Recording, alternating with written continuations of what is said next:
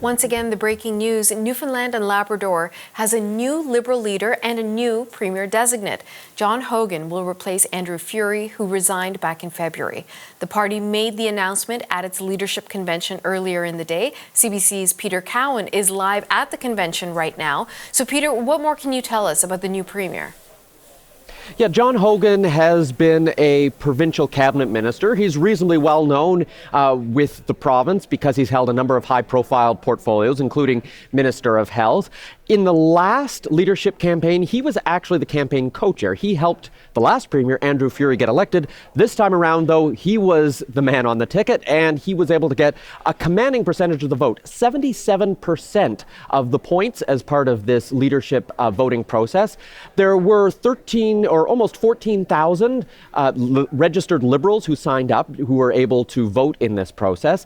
And he beat out a fellow cabinet minister, John Abbott, who had run for the leadership last time, who came in with 22% of the vote. But with this new mandate that he's received from the party and taking over soon as premier, here was the message he had for people in Newfoundland and Labrador.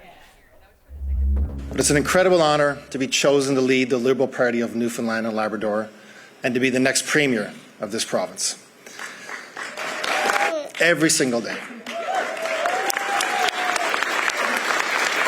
We will build a stronger, fairer, and more prosperous Newfoundland and Labrador, where families can grow and thrive. And I want Newfoundlanders and Labradorians to know I've got your back. And he's going to have a lot on his plate, taking over the premier's job at a very busy time in politics. And so what are some of the challenges that this new leader is going to face? Yeah, so the first thing he has right out of the gate is he's going to have to pick a new cabinet and shape things. He doesn't have a lot of choices because there's a reasonably small caucus, but we'll have to see how he shuffles things. And, you know, Trump is the number one thing on a lot of premiers' agendas right now, figuring out how to deal with the potential threat of tariffs, also how to negotiate with Ottawa around the call for dropping interprovincial trade barriers. There are some barriers that Newfoundland and Labrador are keen to keep in place around the fishery and alcohol sales, so he'll have to navigate with some of his fellow premiers as well as the new Prime Minister with how to deal with that.